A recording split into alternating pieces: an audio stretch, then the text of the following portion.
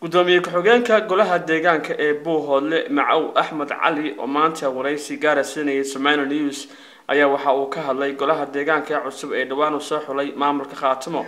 sidoo kale waxa uu ka hadlay hay'adda DRC oo mashaariico dhinaca horumarinta ka waday Buuhoodle uu sheegay in madaxweynaha Khaatimo Professor Ali Khalif Galeer uu deegaanka kala hay'adaasi ay ku wareejisay mashaariicdiisii waa sida hadalka u dhigay waxaana hay'adaasi uu ku eeday inuu ka dambeeyay magaalada laga caariyo madaxweynaha Khaatimo waa sida uu sheegay Macaw عليو كل ديجان يعني وحنا وجهي قوليه ديجان كبوه لا وأنا قدامي بحيان كهاي إنه مجال كتيره كل ديجان كلها ديجان كوا كل ديجان وديجان كانوا ليه هاي ديجان كبوه لا يقبل كعين كل ديجان أو كلا أو قفليه هاي يمد برشة ولا هاي منا وأنا نقول وجهي ميشر ماذا أنا قنصنا هاي نميشر لكن قدامي سيد الله سعته dhawaan magaalada maamulka Khaatimo madaxweynaha Professor Ali Khalif Galeer waxay soo xuleen golaha deegaan sida ay sheegeen caqaasha soo xushay iyana waan sixiyeen shaqadii way bilaabeen marka miyadan waxa soo kala aad la socono xataa ifan warbaahinta ka maqal xitaa qof kasta oo horta reer buu wallahi ama goladan soo riisanaag iyo caan ku dhashay ixtiraam buu mudan yahay inuu bulshada u shaqeeyo iyo inuu xil u qabto inuu waa mudan yahay waajibna waa u leeyahay laakiin de waxaad ka dhawaajisay laba islaba maaha cali khaliifna waa tiri madaxweynena waa tiri goladeegana waa tiri marka saddexdaas ismaba qabtaan cali khaliif de waa la yaqaana cali khaliif weeye wuxuu ahaa madaxweynihii hore oo Khaatimo anna waxaan u naqaanaa gudoomiyaha kooxda Caynabo waan u naqaanaa laakiin xilkii uu hayay waa laga qaaday marka inuu maanta cid sameeyo ama yiraahdo cid baa wax ah de waxaan u maleynayaa inay ceeb ku tahay oo marka ciduu sameeyay wuxuu u sameeyay meesha uu socdo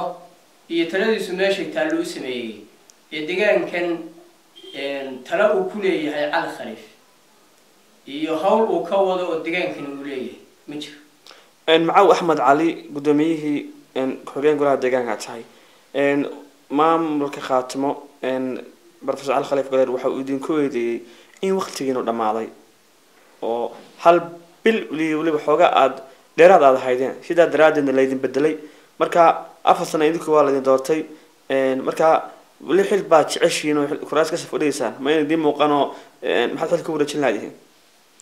alxad waa aad iyo aad u maasantay waa su'aal muhiim ah oo meesha ku jirta laakiin waxa la yiri tuuga lama tuuga taajirka loo tagaa qofku wax soo bariya isaga lama bariya alla la bariya ilaahay baa taajira marka cali oo anaga xilkii hayna naga tagay oo isaga xilkii laga qaaday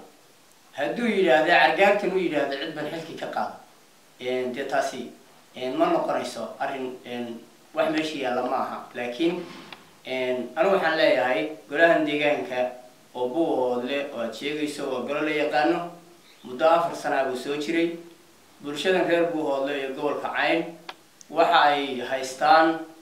oo maanta manfaacooda ah oo ay ku naaloonayaan oo wax qabadkii golaha deegaanka ay qabteen oo dhinac walba ka yaala haday tahay wadooyinkay sameeyeen haday tahay jeerashay dhiseen haday tahay dadkay caawiyeen haday tahay baraagaha ay qodeen haday tahay wadooyinka iyo deegaanada ay wadooyinka jidadka ka sameeyeen haday tahay airportka haday tahay cusbitaalada wax qabadkii golaha deegaanka reer Buuhoodle wuxuu ku yahay wax la og yahay heerka uu gaarsiisan yahay ilaa iyo arrinta golaha deegaanka ay soo gaadhay Soomaaliya dhamaanteed tartankii horumarka wax qabadka la sameeyay degmada la yiraahdo warta nabadda oo Muqdisho iyo golaha deegaanka Buuhoodle inay koow iyo laba isu galeen marka anigu waxaan haystaa CV-gaas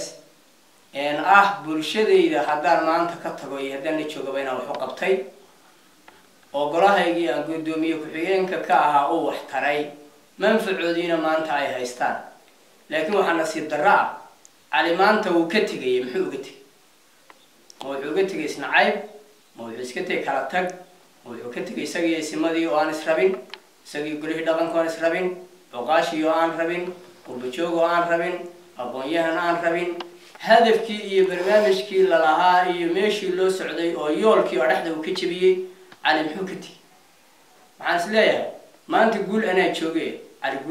calina guul ma gaadhin anna guul baan gaadhin dhinaca xilligii inuu dhammaado maxaad ka leedahay xilligaygii waa ma dhammaanin hadduu dhammaadana waxay u taallaa iyo hadduu xilkani dhammaaday iyo hadduu dhammaadayba waxay u taallaa dadka bulshada deegaankan ah oo na soo doortay oo hawsha aanu hayno adeegayaasha u nahay oo shaqada noo dirsaday dadkaasay u taallaa inay naga bedelaan xilka inay noo kordhiyaan inay naga qaadaan inay kuwo kala doortaan inaanu anfacayno iyo inaanan anfacayno dadkaasay u taallaa laakiin macwow gola deegaan haddaad tihiin maamulkii inaad ka hor timaadeen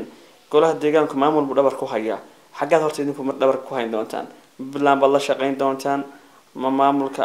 cagalola dhawaan uu sameeyay baad la shaqayn doontaan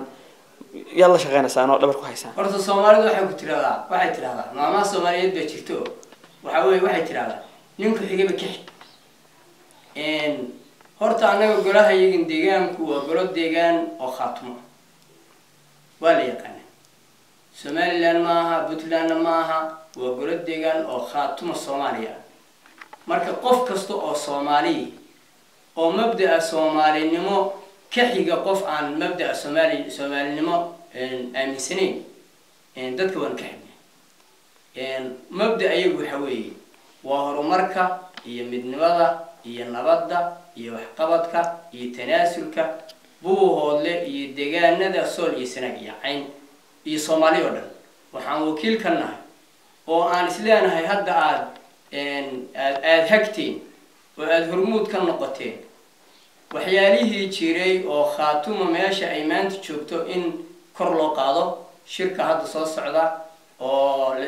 leeyahay oo ismadu ay go-aamiyeen inuu halkan ka qabsoomo in aan ku hagno khaatuma in boorka laga jafo soomaaliya inay noqoto khaatuma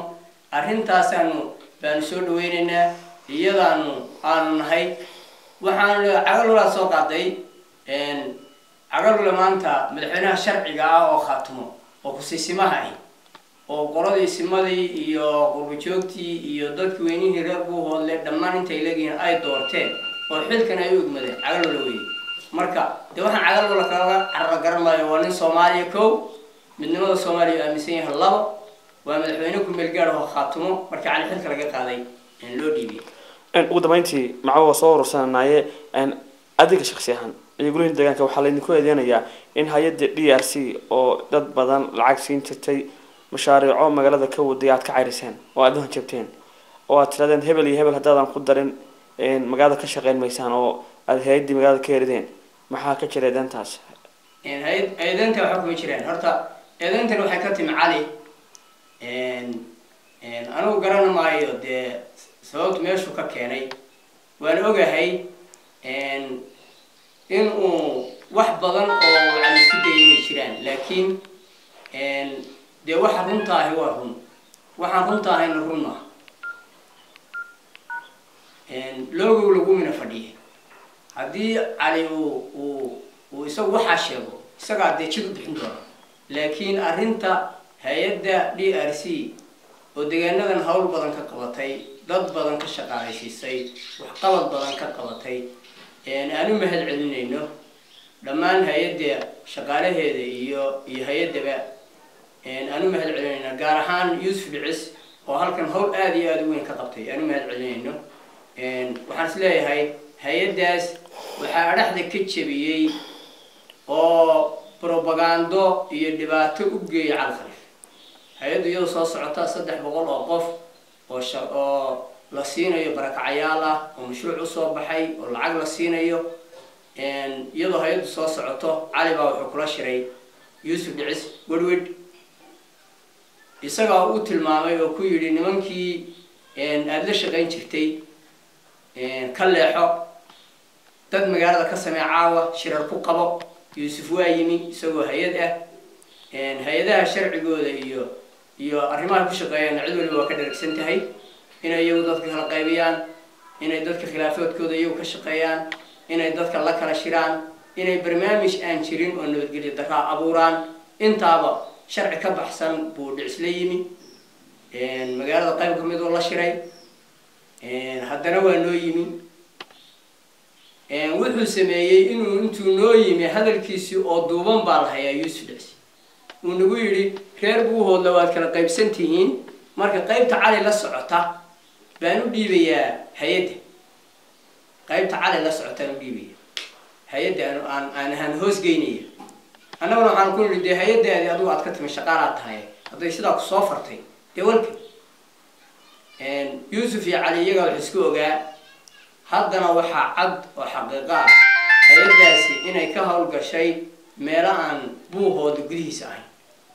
deegaano reer Buuhoodle ah iyo deegaano kaleba xagee ka shaqeeyay hay'addaasi adigu deegaano Woodward way joogtaa waa ka howlgashay inkastoo Woodward reer Buuhoodle tahay wixii la siiyo waa reer Buuhoodle yihiin waa ka mid